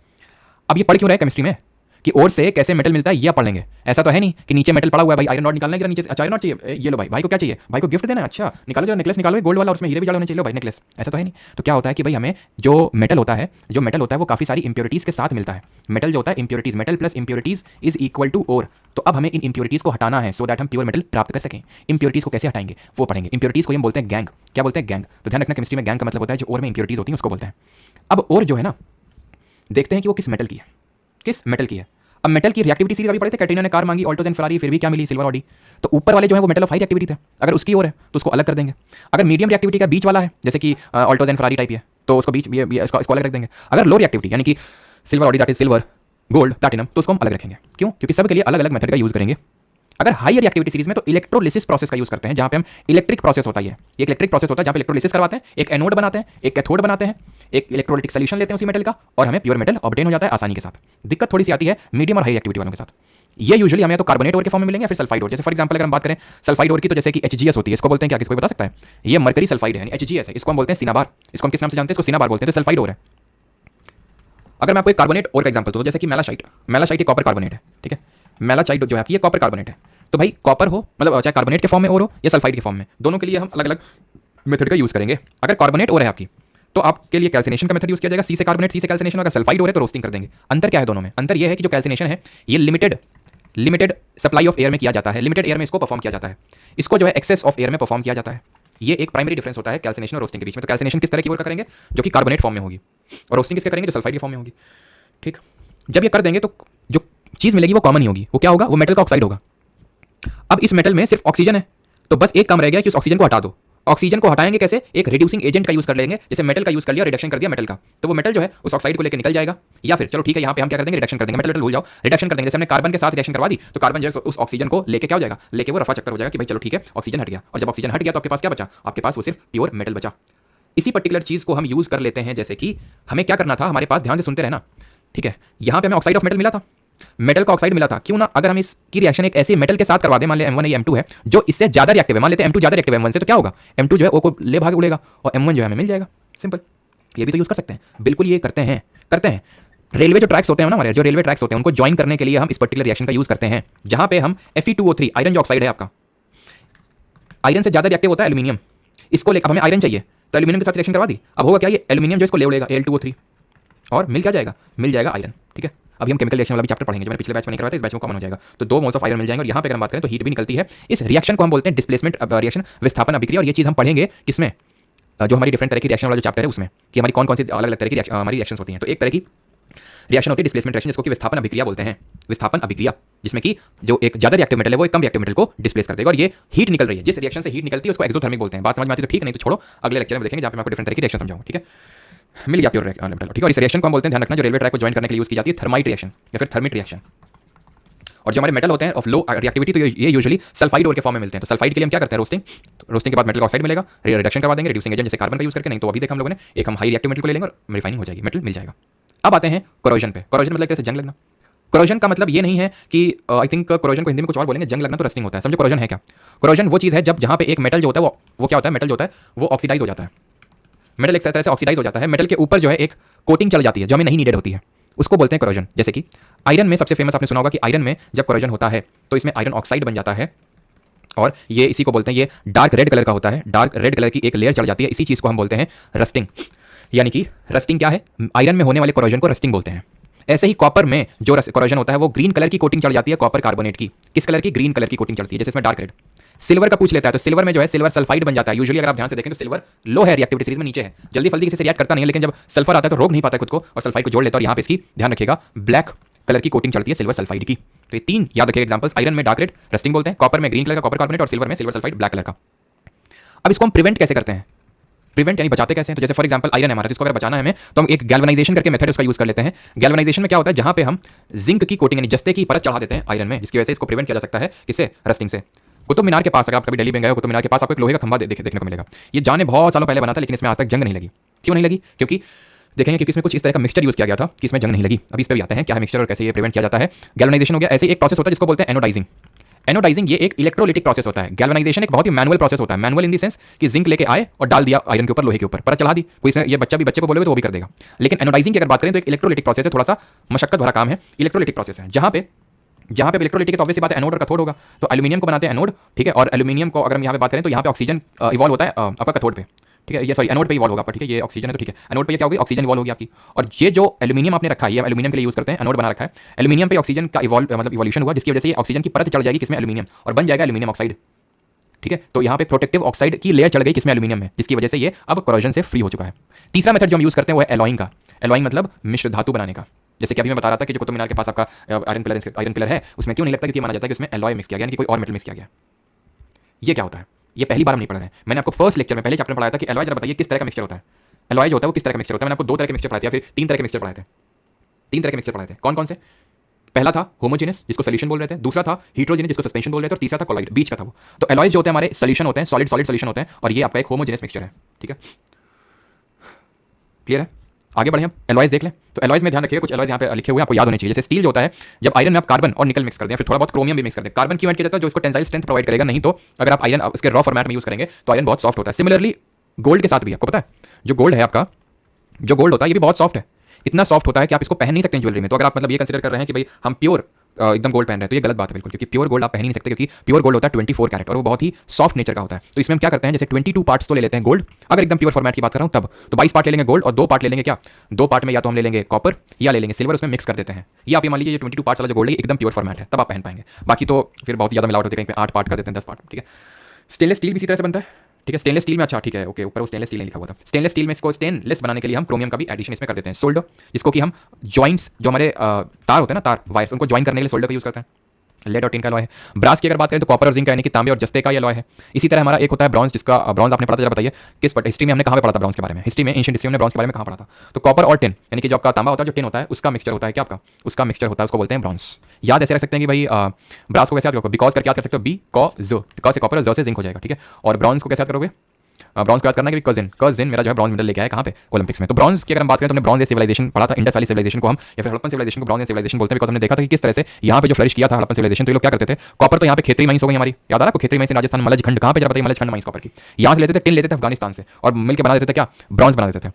यहाँ पे याद आ रहा है कुछ चैल्कोलिथिक साइट्स थी, जॉर्वे, आहरबानस, याद आ रही है आपको, नहीं याद आ रही है तो अगले से अगले वीक में एशियन हिस्ट्री में स्टार्ट करने वाले हैं। तो यहाँ पे अगर हम बात करें, ये ब्रास और ब्रॉन्ज याद रखिएगा, ये भी इंपॉर्टेंट है। और जो मलज खंड माइंस आपकी मध्य प्रदेश में। गन मेटल की अगर बात करें, गन मेटल तो कॉपर, जिंक और निकल। और जरा ये भी बता दो अगर यहाँ तक बात आई ही है तो एक ये भी चीज़ बताइए कि गोल्ड जो है, गोल्ड कहाँ पे मिलता है इंडिया में यूजुअली देखने को, तो गन मेटल, कॉपर, जिंक और टिन। जर्मन सिल्वर में ये चीज़ ध्यान रखनी है कि इसमें सिल्वर नहीं होता है, बताया था, कॉपर, जिंक और निकल होता है। नाइक्रोम में निकल और क्रोमियम होता है, थोड़ा बहुत आयरन होता है। मैग्नेलियम में मैग्नेलियम, मैग अल, ठीक है, दो नाम से पता चल रहा है, मैग्नीशियम और एल्यूमिनियम होगा इसमें। ड्यूराल्यूमिन, अल से तो एल्यूमिनियम हो जाएगा, मिन से मैंगनीज हो जाएगा, कॉपर। कॉन्स्टेंटिन, क से कॉपर और टिन, न से आप टिन मत कर देना, ठीक है, न से निकल कर लो, कॉन्स्टेंटिन, तो क से कॉपर हो जाएगा, सी से कॉपर और एन से निकल, कॉपर और निकल। ड्यूराल्यूमिन, एल्यूमिनियम होगा, और मिन से आप मैंगनीज कर लो, मैग्नेलियम, मैग्नीशियम और एल्यूमिनियम, इस तरह से इसको याद कर सकते हैं, ठीक है। और भी होते हैं जैसे कि कुछ अगर मैं नाम करूँ, जैसे एक यहाँ पे मैग्नीशियम हो गया, ठीक है, एक मोनल करके भी होता है, ठीक है, एक मोनल करके भी होता है, ये होता है आपका कॉपर और निकल, ठीक है, कॉपर और निकल का अलॉय होता है आपका, राइट। चलिए, तो यहाँ पे हमारा लेक्चर होता है खत्म, अभी हम करेंगे इसके क्वेश्चंस। तो क्वेश्चंस पे आते हैं, क्वेश्चंस पे आते हैं जल्दी से। तो पहला क्वेश्चन करेंगे सभी लोग, ये आपका पहला question, what is the name of the seventh most abundant metal in the earth crust which is derived from the medieval Latin word kalium. ये हमारा क्वेश्चन आप पिछले लेक्चर से अटेम्प्ट कर सकते हैं आराम से इसको। कोलार गोल्डफील्ड कर्नाटक, बिल्कुल सही है, चंद्रानी सरकार, कोलार के जीएफ, ठीक है, कोलार यानी कि आपको मिली देखने को, कोलार मैंने पढ़ाया था, हुट्टी, कोलार और हुट्टी कर्नाटक में है ना, बिल्कुल सही, सभी ने सही बताया। साइंस का कितना वेटेज है एचएसएल, भाई कोई भी एसएससी का एग्जाम हो, ठीक है, ये मत बोला करो कि एचएसएल में और सीजीएल में कितना है, तो मतलब सब में ऑलमोस्ट सेम ही रहता है, तो ये आप मान के चलो 3 से 4 number. What is the name of the seventh most abundant metal, उससे लेना देना नहीं, कल मैंने बताया नाट्रियम होता है सोडियम के लिए, जहां से इसका लैटिन वर्ड से डिराइव किया, और कैलियम होता है पोटेशियम के लिए, है ना। कॉपर को जरा बताइए किस कैटेगरी के नेम से डिराइव किया, which chemical element with atomic number 35 has a dark reddish brown liquid with a burning pungent order. Pungent मतलब थोड़ा सा अजीब सा तीखी गंध वाला होता है, ठीक है, पता नहीं, जब पंजेंट सुनता हूं ना तो केमिस्ट्री लैब की याद आ जाती है भाई क्या ही करते थे केमिस्ट्री लैब में, अलग अलग तरह की गंध आया करती थी वहाँ पे, एकदम कोई अपना कुछ कर रहा है, कोई कुछ कर रहा है, सब लड़े मरे जा रहे हैं अपना, किसी को कुछ फर्क नहीं पड़ रहा है एक्सपेरिमेंट से वहाँ खड़े होकर बतिया रहे हैं आराम से, मतलब हम भी उसमें थे, ऐसा नहीं कि हम वहाँ पे साइंटिस्ट बन के एक्सपेरिमेंट कर रहे हैं, मतलब ऐसा। एक बार तो भाई साहब हमारे जो केमिस्ट्री के मतलब लैब असिस्टेंट थे और एक स्टूडेंट के बीच में घना एकदम झमाझम लड़ाई हो गई, क्या मजा आया था उस दिन, क्या मजा आया था उस दिन फिर जो केमिस्ट्री टीचर था उसको बीच बचाव के लिए आना पड़ा था, लेकिन खैर वो काफी मेमोरेबल दे रहा था। Which chemical element, atomic number 35 और डार्क, और वही जो चलो डार्क रेडिश ब्राउन है, चलो बता देते हैं बात आई है, तो वही जो एक बदला था जिसकी लड़ाई हुई थी, उसका एक कुछ और कारनामे भी थे, जैसे कि हुआ क्या था, जैसे हमारे यहाँ टॉयलेट्स थी बॉयज़ की, तो वहाँ पे इस तरह से 2 टॉयलेट हुआ करती थी, ठीक है। ये भाई साहब मतलब लंच का टाइम था, ठीक है, लंच का टाइम था, ये भाई साहब यहाँ पे टॉयलेट में थे और एक टीचर को गरियाने में लगे हुए थे, वो टीचर यहाँ पे घुसे हुए थे। अब समझ सकते हैं उसके बाद क्या हुआ होगा। खैर आंसर इसका होगा bromine, option number D. And image of विच, मतलब हुआ ये था कि वो पहले से ही अंदर थे, ये भाई साहब आए और कुछ 2-3 दोस्तों के साथ स्टड बनने के लिए गिराने लगे, और फिर जब बाहर निकले वो तो बताने की जरूरत है नहीं। An image of which of the following element is shown by the map of Cyprus from which the element got its name. तो आंसर क्या होगा, आंसर होगा कॉपर। मैंने आपको बताया था जो कॉपर उसको नाम अपना साइप्रस देश से पड़ा, साइप्रस कहाँ पे, जो मेडिटेरेनियन सी है वहाँ पे एक आइलैंड कंट्री पड़ती है साइप्रस, है ना। चलो, और इसका नाम कहाँ से, मतलब वैसे एजी कहाँ से पड़ा, अर्जेंटम, जो लैटिन वर्ड से आता है अर्जेंटम। अगला हमारा, और कोबाल्ट का तो सीओ यूजुअली ने पढ़ा था कि पहला कैपिटल लेटर लेते हैं दूसरा small letter. Which of the following is not an alkaline earth metal, ये मैं आपको भी नहीं कराना चाहूँगा, आंसर बता देता हूँ, बट अभी करने की जरूरत नहीं, बिकॉज अभी मैंने आपको पढ़ाया नहीं एल्कलाइन अर्थ मेटल होते क्या। अरे नहीं भाई शिवाजी नहीं भाई, मेरा स्कूल था मदर टेरेसा, ठीक है। Not an alkaline earth metal, तो निम्नलिखित में से कौन सा क्षारीय पृथ्वी धातु नहीं है, तो यहाँ पे सही आंसर होगा, देखो एल्कली मेटल होते हैं जो फर्स्ट ग्रुप के मेटल होते हैं, एल्कलाइन अर्थ मेटल होते हैं जो सेकंड ग्रुप के एलिमेंट्स होते हैं, सही आंसर होगा यहाँ पे not an alkaline earth metal. तो सोडियम आपका एक एल्कली मेटल है, फर्स्ट ग्रुप से बिलोंग करता है इसलिए, लेकिन अभी ये चीज़ मैंने आपको पढ़ाई नहीं है, तो ठीक है, अगर नहीं हो रहा है तो पीरियोडिक क्लासिफिकेशन ऑफ एलिमेंट में पढ़ लेंगे। Which radioactive isotope has a half life of 5770 साल की हाफ लाइफ होती है। हाफ लाइफ का मतलब ये है कि ये इतने सालों में अपना आधा हो जाएगा, अगर मान लो कि इसका 10 ग्राम रखा तो 5 ग्राम हो जाएगा इतने सालों में। Which is commonly used to estimate the age of organic materials such as paper and parchment. मैंने आपको बताया था एज निकालने के लिए, कार्बन डेटिंग के लिए किस कार्बन आइसोटोप का यूज करते हैं, C14 का, ये सबसे अबंडेंट फॉर्म ऑफ कार्बन होता है, इसका हम यूज करते हैं डेटिंग में। Which metal ion release from the tannery industry causes acute water pollution, जल में शोधन उद्योग से निकलने वाला कौन सा धातु आयन तीव्र जल प्रदूषण का कारण बनता है, मैग्नीशियम, आर्सेनिक, क्रोमियम या फिर जिंक। हाँ ठीक है, तो आंसर होगा क्रोमियम, ठीक है। और अच्छा एक मेटल होता है एस्बेस्टॉस, इससे कोई बता सकते हैं इससे कौन सी बीमारी होती है। अच्छा मरकरी से भी एक बीमारी होती है, और एक चीज़ यहाँ पे हम आपको बताना भूल गए, नोट करिएगा एलॉयज में, कि अगर एलॉय में अगर mercury is one of the metal, तो ऐसे एलॉय को हम अमलगम बोलते हैं।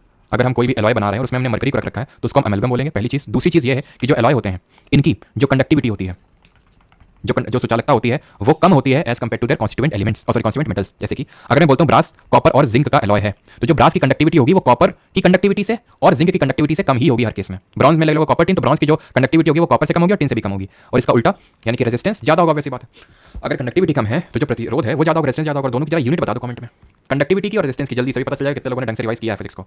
तो कंडक्टिविटी, रेजिस्टेंस को तो मतलब शायद ज्यादा लोगों को पता होगा, ओम होती है, ठीक है। कंडक्टिविटी की होती है सीमेंस, सीमेंस होती है जिसको कि हम मो के नाम से जानते हैं, ओम का उल्टा कर दो मो, या फिर ओम इनवर्स भी इसको हम बोलते हैं। क्लियर, तो आगे बढ़ते हैं अभी। अगला हमारा जो फॉलोइंग आर मेटलॉइड्स। मेटलॉइड्स क्या होते हैं, तो मेटलॉइड्स होते हैं आपके लाइक करण जौहर टाइप। अच्छा यहाँ पे चलो अभी आपको एक और चीज़ यहाँ पे बीच में मिस हो गई थी, वो स्लाइड नहीं थी, and that was regarding amphoteric oxide.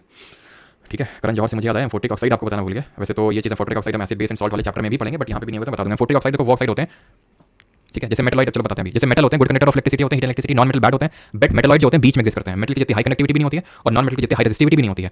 जब पीरियोडिक टेबल, आई होप इतना तो सबने देखा होगा पीरियोडिक टेबल को, तो पीरियोडिक टेबल के लेफ्ट साइड में हमें देखने को मिलते हैं मेटल्स, राइट साइड में देखने को मिलते हैं नॉन मेटल्स, और यहाँ पे जो ट्रांजिशन होता है from metal to non metal, ये हमें देखने को मिलते हैं मेटलॉइड, जिनको हम मिश्र धातु तो अलग बोलते हैं, उपधातु बोलेंगे, ठीक है। तो यहाँ पे मरकरी तो हमारा एक प्योर मेटल है, तो ये बी और डी तो हो नहीं सकता है, ठीक है। ऑक्सीजन एक नॉन मेटल है, तो ये भी नहीं हो सकता। मेटलॉइड का मतलब ये है कि मेटल और नॉन मेटल के बीच वाला मेटलॉइड बोलते हैं।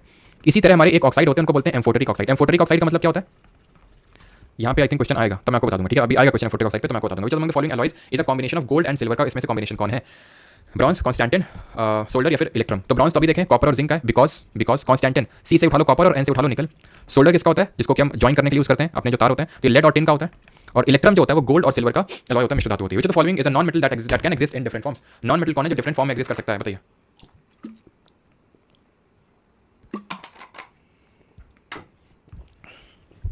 मरकरी मेटल है which is liquid at room temperature. Liquid non metal का नाम बताइए जो लिक्विड होता है रूम टेम्परेचर पे। कार्बन होगा, मैंने बताया था कार्बन क्यों ऐसा होता है, क्यों ऐसा प्रॉपर्टी शो करता है, बिकॉज कार्बन के एटॉमिक कितना नंबर है 6, तो 6 इलेक्ट्रॉन होंगे, 6 प्रोटॉन होंगे, तो इलेक्ट्रॉनिक कॉन्फिगरेशन होगा 2,4, यानी 4 ले भी सकता है ऑक्टेट कंप्लीट करने के लिए, और अगर 4 दे देगा तो केस में 2 बचेंगे, तो वो भी आपका एक तरह से वो भी हो जाएगा, तो कंफ्यूज रहता है, जिसकी वजह से इसको वरदान मिला था। एक दिन ऐसे बैठा हुआ था, मेडिटेशन कर रहा था, भयंकर टाइप। शिव जी आए, बोलते हैं बताओ क्या चाहिए, तो बोलता है कि हमें ऐसी प्रॉपर्टी बना दे दो कि हम हर जगह हों, ठीक है, हम एकदम ओमनीपोटेंट हो। सही बताया ना, ओमनीपोटेंट का मतलब ये होता है ना हर जगह मौजूद होता है, कि ओमनीसिएंट होता है। तो कार्बन, ठीक है, तो कार्बन जो होता है वो बहुत सारी फॉर्म एग्जिस्ट करता है। जब हम जो भी हमने देखे आइसोटोप होते हैं, 6C12 होता है, 6C14 होता है, 17 होता है, ठीक है। तो कार्बन के डिफरेंट फॉर्म्स होते हैं, इसके बहुत सारे एलोट्रोप्स होते हैं जिनको अप्रूव बोलते हैं। डायमंड होता है, ग्रेफाइट होता है, बकमेटल फ्लोरीन होता है, जो हम कार्बन वाले चैप्टर में देखेंगे। लिथियम मेटल होता है, पोटेशियम मेटल होता है, जिसको लिथियम को किस नाम से जानते हैं, लिथियम को हम जानते हैं व्हाइट गोल्ड के नाम से, atomic number 3। Which of the following metals is always a component in an amalgam. तो अगर अमलगम है तो कौन सा मेटल होगा ही होगा, मरकरी होगा, ऑप्शन नंबर बी, ठीक है। ओमनी प्रेजेंट, हाँ ओमनी प्रेजेंट होता है बिल्कुल। पढ़ाई नहीं हो रही, मोटिवेशनल क्लास भी दे दो मिस्टर डीजे, मिलेगी मोटिवेशनल क्लास मिलेगी, चिंता ना करो। पहला मोटिवेशनल क्लास होगा कि भाई एक स्टूडेंट ने कमेंट किया था वीडियो में कि सर रात में सोते हैं ना तो थॉट्स चलते रहते हैं, मतलब रात में नींद नहीं आती ढंग से, ठीक है। तो सबसे पहला वीडियो उसी पे होगा, लेकिन कब होगा इसका तो मैं कमेंट नहीं कर सकता हूँ, तब होगा जब केमिस्ट्री खत्म हो जाएगी, तब मैं कमेंट कर सकता हूँ, ठीक है। अभी केमिस्ट्री के जो 3-4 लेक्चर बाकी हैं वो खत्म करने के बाद, ठीक है, वो लेक्चर्स होंगे। Which among the following alloys made up of copper and zinc, because बी लो भैया, यहाँ तो ब्रास है ही नहीं, हमारे साथ तो वही हो गया, कोई नहीं। मोनल बताया था आपको, निकल और कॉपर, ठीक है, निकल और कॉपर, मैग्नीशियम और एल्यूमिनियम, है ना। रोल्ड गोल्ड कब भैया हमको भी, तो रोल्ड गोल्ड की अगर बात करें तो ये भी सही आंसर नहीं होगा, डच मेटल। अब ध्यान से सुनना, कॉपर और जिंक से मिलता है, ब्रास भी आप बोलोगे सर यहाँ पे आप डच मेटल बना दे रहे हो, तब तक ये बताओ रोल्ड गोल्ड जो होता है वो किसका अलॉय होता है, तो आप बोलोगे कि ये आप डच मेटल बना दे रहे हो। रीजन इसका ये है कि कॉपर और जिंक किस प्रतिशत में आप मिला रहे हैं, किस परसेंटेज मिला रहे हैं, ये भी बड़ा मैटर करता है। जैसे यहाँ पे अगर हम बात करें तो रफली 70% और 30% का होता है, यहाँ डच मेटल में पता है कितना होता है, डच मेटल में रफली 85% और 15% होता है। कॉपर ज्यादा मात्रा में अगर मिला दोगे तो डच मेटल मिल जाएगा। रोल्ड गोल्ड जो होता है ये कॉपर और एल्यूमिनियम का जो है बना होता है, कॉपर और एल्यूमिनियम का। क्लियर है चीज, तो ये चीज ध्यान रखिएगा कि जो ब्रास होता है उसमें जो कॉपर का परसेंटेज होता है वो उतना नहीं होता जितना कि डच मेटल के केस में होता है। जैसे ब्रॉन्ज की बात कर लें, ये किसका होता है, कॉपर और टिन का होता है। यहाँ पे कितना होता है, तो टिन का ऐसे मान लो रफली 12 से 15%, 12% अगर ये है तो ये कितना होगा, ये आपका 82% होगा, सॉरी 88% होगा, है कि नहीं। तो इस तरह से रफली परसेंटेज पे भी डिटरमाइन होती है चीजें। Which of the following statement is correct, कौन सा सही है। Metal react with acid and produce metal salt with hydrogen gas, बिल्कुल मैश सही है, पहले ही सही है। Non metal react with oxygen to produce non metallic oxide which are basic in nature, non metallic basic है, मेटल एसिडिक है, उल्टा लिख दिया। नॉन मेटल, अब देखो अगर दूसरा सही होगा तो तीसरा भी सही होगा, और एक क्वेश्चन के दो आंसर तो हो नहीं सकते, सिंपल सी बात है, दोनों ही गलत है। कि मेटल के ऑक्साइड एसिडिक होते हैं नेचर में, क्योंकि तभी तो रिएक्ट कर रहे थे किसके साथ रिएक्ट कर रहे थे, मेटल ऑक्साइड बेस के साथ रिएक्ट कर रहे थे, क्यों, क्योंकि sorry non metal oxide base के साथ रिएक्ट कर रहे थे, क्योंकि एसिडिक नेचर के होते हैं। एसिड बेस के साथ रिएक्शन करेगा और बेस एसिड के साथ रिएक्शन करेगा, क्योंकि यहीं पे एम्फोटेरिक ऑक्साइड वाला कॉन्सेप्ट समझ लो। देखो भाई आपको पता है मेल प्लस फीमेल होता है, कभी ऐसा तो हो नहीं सकता मेल प्लस मेल या फिर फीमेल प्लस फीमेल, इस तरह से तो हो नहीं सकता है। तो भाई क्या होता है कि एसिड रिएक्शन करता है बेस के साथ और बेस करता है एसिड के साथ, सिंपल इसी को न्यूट्रलाइजेशन रिएक्शन बोलते हैं, रासीकरण अभिक्रिया बोलते हैं। लेकिन कुछ हमारे ऐसे ऑक्साइड होते हैं जो एसिड के साथ भी रिएक्शन कर जाते हैं और बेस के साथ भी। जैसे मेटल ऑक्साइड की तुम अगर रिएक्शन करवाने चले जाओगे किसी बेस के साथ तो रिएक्शन नहीं होगी, क्यों नहीं होगी, क्योंकि मेटल ऑक्साइड खुद बेसिक होता है, तो बेस को रिएक्ट नहीं करवा पाओगे तुम। नॉन मेटल ऑक्साइड की तुम रिएक्शन करवाने चले जाओगे एसिड के साथ नहीं होगी, क्योंकि ये भी एसिड नहीं होता, ईंट सेंट नहीं बजा पाओगे, ठीक है।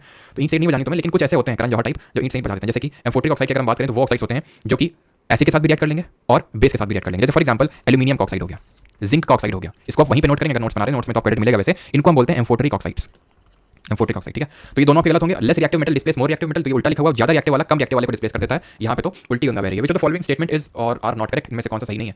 The property of metals by which they can be beaten into thin sheets is called as malleability, बिल्कुल इसको मैलिबिलिटी बोलते हैं। Property of metal by which it can be drawn to long wires इसको डक्टिलिटी बोलते हैं। Usually ऐसे cases में reverse कर देता है, लेकिन रिवर्स न करके इसने खेल यहाँ खेल दिया and that is not correct पूछ लिया। तो ऐसे में यूजुअली बहुत सारे लोगों ने बहुत मारा होगा, लेकिन आंसर क्या होगा, नीदर होगा, क्योंकि आपसे नॉट करेक्ट पूछा, दोनों सही है, इसलिए नीदर वन नॉट टू, है ना। और यूजुअली क्या करते हैं भाई, रिवर्स करने के भी चांसेस रहते हैं कि मैलिबिलिटी वाली डेफिनेशन डक्टिलिटी में कर दी and vice versa. 14th which of the following liquids can dissolve noble metals such as gold and platinum, तो निम्नलिखित में से कौन सा तरल पदार्थ सोने और प्लैटिनम जैसी उत्कृष्ट धातुओं को घोल सकता है। फॉर्मिक एसिड जिसको मेथनोइक एसिड बोलते हैं, नहीं, एक्वा रेजिया, जी हाँ, option number B. Aqua regia जो होता है ये एक मिक्सचर होता है, किसका मिक्सचर होता है? ये मिक्सचर होता है आपका दो चीज़ों का, दो एसिड का, और एक होता है HCl और एक होता है HNO3। किस रेशियो में होता है ये इंपॉर्टेंट है जानना, किस रेशियो में होता है ये इंपॉर्टेंट है। तो 3:1 के रेशियो में होते हैं, 3:1 याद कैसे रखेंगे? HCl, इसमें 3 लेटर्स आपको दिखाई पड़ रहे हैं, ठीक है, HCl तो 3 हो गया, और दूसरा वाला HNO3 होगा, मतलब दूसरा जो HNO3 है वो आपका एक पार्ट हो जाएगा। जो एक्वारेजिया है, अगर कभी पूछ ले इसका, ये तो लैटिन टर्म है एक्वारेजिया, बट इसका इंग्लिश टर्म अगर हम बात करें तो इसका इंग्लिश टर्म होता है रॉयल वाटर। अगर कभी पूछ ले कि एक्वारेजिया का मतलब क्या होता है इंग्लिश में, इसका मतलब होता है रॉयल वाटर, ये रॉयल चीज़ों को डिसॉल्व कर रहा है ना, ठीक है। क्लोरोफॉर्म के बाकी एसिटिक एसिड पढ़ेंगे अगले लेक्चर में, ठीक है। क्लोरोफॉर्म की अगर बात करें CHCl3, ये होता है chloroform. 15th, which of the following statement is not correct regarding the alkali metal. पढ़े नहीं अभी तो स्किप कर सकते हैं, बाकी मैं करवा देता हूं आपको, अगर जिनको पता। All alkali metals are silvery white soft and light metals. The ionization enthalpy of alkali metal are considerably low and decrease down the group. सही है आपका। Metal 1 group 1 metal are known as alkali metal. सही है। All the alkali metal have 2 valence electron. ये बात आपकी गलत हो जाएगी, बिकॉज अल्कली मेटल में कितने होते हैं? एक वैलेंस इलेक्ट्रॉन्स होते हैं। एक वैलेंस इलेक्ट्रॉन होता है कि जो वैलेंसी होगी, दैट इज जो इनकी संयोजकता होगी, जिसको कि हम और किस नाम से जानते हैं? कंबाइनिंग कैपेसिटी ऑफ एलिमेंट के नाम से जानते हैं, तो वो 1 होगी। 2 होती है अल्कलाइन अर्थ मेटल की, 2 होती है किसकी? चाल्कोजेंस की। चाल्कोजन क्या होता है? जैसे जो हमारी ऑक्सीजन फैमिली होती है उसकी बात करूं तो अल्कली मेटल की एक होती है, हैलोजेंस की एक होती है। अभी ठीक है, चाल्कोजन हैलोजन मैंने आपको पढ़ाया नहीं है, ये again periodic classification of element में आप देखेंगे। विच of the following statement is incorrect. निम्नलिखित में से कौन सा कथन गलत है? कौन सा कथन गलत है ये पूछ रहा है यहाँ पे। तो metals are used in making cookware, metals are used in the manufacture of automobile, living beings inhale metal during respiration. नहीं भाई, जब हम इनहेल करते हैं रेस्पिरेशन में तो क्या क्या इनहेल करते हैं? जो हमारे एटमॉस्फेरिक ऑक्सीजन है, मतलब एटमॉस्फेयर में जो हमें देखने को मिलती है, क्या नाइट्रोजन इनहेल करते हैं? कितने परसेंटेज में बताइए? ऑक्सीजन कितने परसेंटेज में? CO2 कितने परसेंटेज में है? आपकी ऑर्गन कितने परसेंटेज में? तो नाइट्रोजन 78%, ऑक्सीजन 21%, ऑर्गन 0.9%, CO2 0.036%। इनमें से कोई मेटल है क्या? नहीं है, तो ये गलत हो जाएगा आपका। अगला है, choose the most reactive metal from the options given below. नीचे दिए गए विकल्पों में सबसे अधिक प्रतिक्रियाशील धातु कौन सी है? Copper, zinc, sodium, F iron. तो कैटरीना ने कार मांगी, आपको यहाँ पे अगेन फिर से मैं लिख देता हूँ सो दैट आपको फिर से रिवाइज हो जाए। कैटरीना ने कार मांगी ऑल्टो, जेन, फरारी, ठीक है। तो ऑब्वियस सी बात है, पोटेशियम से तो ऊपर कोई है नहीं, पोटेशियम ऑप्शन में नहीं, उसके बाद सोडियम है। और इसमें सबसे कम रिएक्टिव कौन सा है अगर पूछ ले तो आयरन हो जाएगा सबसे कम रिएक्टिव इन ऑप्शंस में। अगर हम बात करें तो नहीं, कॉपर हो जाएगा, ठीक है, कॉपर। ऑल्टो, जेन, फरारी, फिर भी मिली क्या मिली, फिर भी क्या मिली, क्या से कॉपर, तो कॉपर लीस्ट एक्टिव हो जाएगा इन चार ऑप्शंस में से। Which of the following statement is incorrect. में से गलत कौन सा है बताइए जल्दी से, बार बार रिपीटेड है question. Metal react with oxygen to form basic oxide. Basic oxide बनाते हैं ऑक्सीजन के साथ रिएक्ट करके, बिल्कुल ठीक है। याद कैसे रख सकते हैं अगर दिक्कत हो? वैसे तो दिक्कत नहीं होनी चाहिए। एमबी करके याद कर सकते हो, एमबी है ना, एमबी आई थिंक पब्लिकेशन भी है, कोई एमबी पब्लिकेशन करके इफ नॉट रॉन्ग है ना, तो एमबी करके याद कर सकते हो। नॉन मेटल आर मैलिएबल, बिल्कुल गलत बात है। मेटल मैलिएबल होते हैं, इनको थिन शीट्स में ड्रॉ किया जा सकता है, बीट के मतलब पीट के, ठीक है। और जरा बताइए कौन सा एक्सेप्शन होता है, बहुत होता है जो कि मैलिएबल नहीं है, मेटल है बट मैलिएबल नहीं है। Non do not produce any sound, बिल्कुल। सोनोरोसिटी जो होती है, सोनरस का मतलब होता है जब मेटल को हिट करो तो साउंड प्रोड्यूस करते हैं, वो हमें मेटल्स में देखने को मिलता है, ना कि नॉन मेटल्स में। तो बात बिल्कुल सही है, metals have low ionization enthalpy. सही है, आयनाइजेशन एंथैल्पी, इलेक्ट्रॉन की एफिनिटी, पीरियोडिक टेबल वाले चैप्टर में पढ़ेंगे। Which of the following metals reacts violently with the cold water. तो कौन बहुत ही ठंडे पानी के साथ बहुत ही तीव्र प्रतिक्रिया कर रहा था, बहुत ही ज्वलनशील, बहुत ही भयंकर हीट रिलीज कर रहा था? तो कौन था हमारा? कैटरीना ने, पोटेशियम और सोडियम। कैटरीना ने कार मतलब कैल्शियम, वो रिएक्ट कर तो रहा था, विग्रेसली नहीं कर रहा था, बबल्स प्रोड्यूस हो रहे थे जिसके से फ्लोट करने लग रहा था। मैग्नीशियम वार्म के साथ, और ऑल्टोज एंड फरारी, एल्यूमिनियम, जिंक और आयरन, वो रिएक्ट कर रहे थे वार्म वाटर के साथ, सॉरी वार्म वाटर के साथ, सॉरी वो स्टीम के साथ रिएक्शन कर रहे थे, ठीक है, स्टीम के साथ। वार्म के साथ तो मैग्नीशियम कर रहा है। 20th नंबर क्वेश्चन है, हम 25 क्वेश्चन करेंगे, ठीक है। विच of the following metals have atomic number 3 is a soft silvery metal with very low density. Simple, हमने देखा था लो डेंसिटी, एल से लिथियम, एल से लो डेंसिटी। सबसे लीस्ट डेंसिटी होती है, सबसे हाईएस्ट डेंसिटी किसकी होती है बताइए? इसको हम व्हाइट गोल्ड के नाम से जानते हैं। Identify the incorrect pair with respect to the substances and the specific heat capacity at -1 joule KG per kelvin, ठीक है, ठीक है, per kelvin at room temperature and atmospheric pressure. तो बताइए 1 केल्विन। तो यहाँ पे अगर हम बात करें तो किसका गलत लिखा हुआ है? वाटर का गलत लिखा हुआ है, बिकॉज वाटर तो 4000 के ऊपर होता है, 1200 नहीं होता, तो ऑप्शन नंबर बी यहाँ पे सही आंसर होगा, ठीक है, क्लियर। अगला क्वेश्चन है 22 नंबर, the particles of which metal on heating to the boiling point of 357 degree Celsius go from liquid state to the gaseous state. कौन सा मेटल है जिसको हम लिक्विड स्टेट में हीट करें तो गैसियस स्टेट में कन्वर्ट हो जाता है? It is none other than our mercury, option number A. पारा जो होता है उसको जब हम हीट करते हैं तो लिक्विड से गैसियस स्टेट में कन्वर्ट हो जाता है, तो ऑप्शन नंबर ए यहाँ पे सही आंसर होगा। 23 which metal sulphate composed of potassium, aluminium and sulphate ions in this ratio 1:1:2 plays a role as a flame retardant, a mordant and astringent. Gypsum, potassium, Epsom salt या फिर कैलेस्टीट। Gypsum की अगर हम बात करें तो एसिड बेस सॉल्ट वाले chapter में हम पढ़ेंगे, ये होता है आपका, ठीक है, CSO4.2H2O, ठीक है, सॉरी, ठीक है, CSO4.2H2O होता है इसमें, ठीक है, इसको बोलते हैं जिप्सम। पोटैश एलम इसका सही आंसर होगा, पोटैश एलम इसका सही आंसर होगा, जहां पे पोटेशियम होता है, एल्यूमिनियम होता है, जो सल्फेट होता है उसके दो मॉलिक्यूल्स होते हैं, ये होता है आपका option number B. Epsom salt जो होता है मैग्नीशियम सल्फेट होते हैं, मैग्नीशियम के सल्फेट होते हैं। सेलेस्टाइट की अगर बात करें स्ट्रोंशियम सल्फेट होता है, जो सेलेस्टाइट होता है स्ट्रोंशियम सल्फेट होता है। 24th identify the alloy among the following of which lead is a component. Lead किसका कंपोनेंट है? अल्निको नहीं, सोल्डर, लेड और टिन से मिलकर बनता है। कांस्टेंटाइन तो कॉपर और निकल से। And the last question for the day is here this, which of the following is one of the metals used in LED semiconductor technology. निम्नलिखित में से कौन सी धातु एलईडी सेमीकंडक्टर प्रौद्योगिकी में उपयोग की जाने वाली धातुओं में से एक है? एलईडी में कौन सी यूज होती है? आयरन नहीं, कॉपर नहीं, गैलियम यूज होता है, जो कि जिसका मेल्टिंग पॉइंट लो होता है, गैलियम और सीजियम का, है ना। अगर इनको हम हथेली में रखते हैं तो मेल्ट होने लगते हैं। बाकी क्या क्वेश्चन आप कर लेंगे, 5-6 क्वेश्चन, ठीक है, चलिए। हाँ जी, तो लेक्चर होता है खत्म, और किसी को कोई डाउट तो पूछ लो भाई जल्दी से।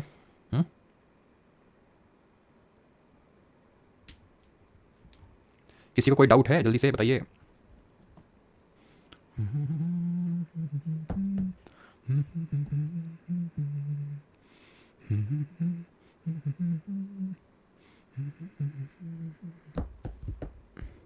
सिर्फ आरबी प्लस क्लास सैचुरेट कर देती है, वो हो सैचुरेट कर देती है, क्या बात है, क्या बात है। सैचुरेट कर देती है ना, तो हम पहले ही बताए थे, पहले ही हम डिस्क्लेमर दिए थे। एफआरबी जो है वो कमजोर दिला लोगों के लिए नहीं, मतलब कि वो आप अगर झेल सकते हैं तो ही झेलिए उसको, नहीं तो बैच कंप्लीट करिए तब झेलिए। अगर आप प्योर सीजल वाले एस्पिरेंट है, सीएचएसएल सीपीयू आपको नहीं देना है, बैच कंप्लीट करिए देन एफआरबी को करिएगा, ठीक है। अगर आप बैच के हैं, ठीक है, और बैच जिन लोगों को एनरोल करना है तो एनरोल कर सकते हैं परमार अकेडमी एप्लीकेशन और वेबसाइट है, ठीक है। हम तो शादी में जा रहे थे तो अच्छा। Is there any discussion group? Private Telegram group है बैच में।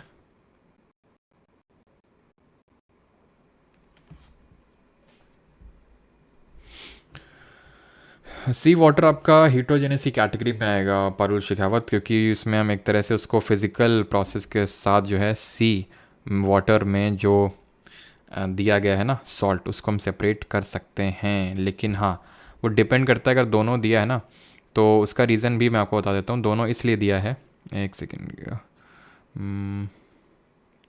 हाँ ठीक है, तो दोनों इसलिए दिया है क्योंकि अगर बहुत ज़्यादा हाई कंसंट्रेशन में है सॉल्ट तो वो हमें नेकेड आई से दिखाई दे जाएगा, ठीक है। तो हम उसको बोल देते हैं कि भाई वो हिट्रोजेनस है। अगर नहीं दिखाई दे रहा है तो वो होमोजेनस। इसीलिए यूजुअली हम बोलते हैं कि वो होमोजेनस और हिट्रोजेनस है। लेकिन अगर हमें एक चुनना हो तो वी वुड चूज हीट्रोजीनस मिक्सचर, ठीक।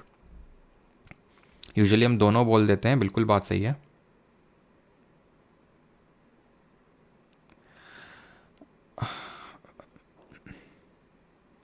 सर आपने कमला मेमोरियल स्कूल का नाम सुना है क्या? नहीं भाई, अभी तक तो नहीं सुना है, अभी पहली बार सुनना है।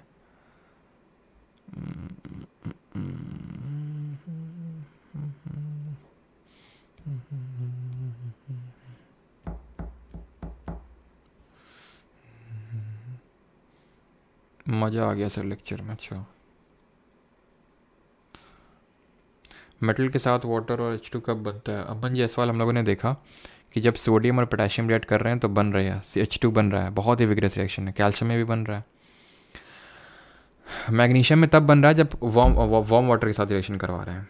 और ऑल्टोज एंड फरारी में तब बन रहा है जब स्टीम के साथ रिएक्शन करवा रहे हैं। बाकी वाले नहीं बना रहे हैं क्योंकि वो नीचे हैं।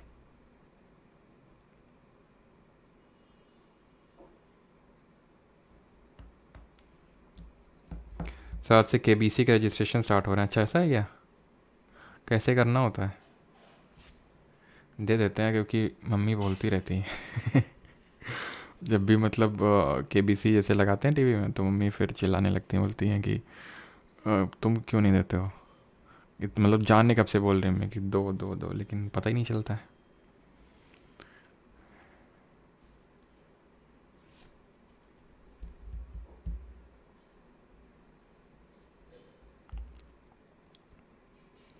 सर इतना सब रिटेन कैसे किया जाए? रिवीजन से करना पड़ेगा, ठीक है, रिवीजन से ही होगा। रोल्ड गोल्ड का हिंदी मीनिंग क्या होता है? रोल्ड गोल्ड का हिंदी में रोल्ड गोल्ड ही बोलते हैं, रोल्ड गोल्ड ही बोलते हैं।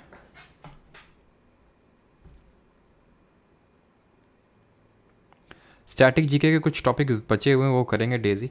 अभी थोड़ा सा हमने सोचा कि एक अलग फ्लेवर देते हैं आपको, इसलिए केमिस्ट्री हमने स्टार्ट कर दी थी। 2-3 टॉपिक्स बचे हुए हैं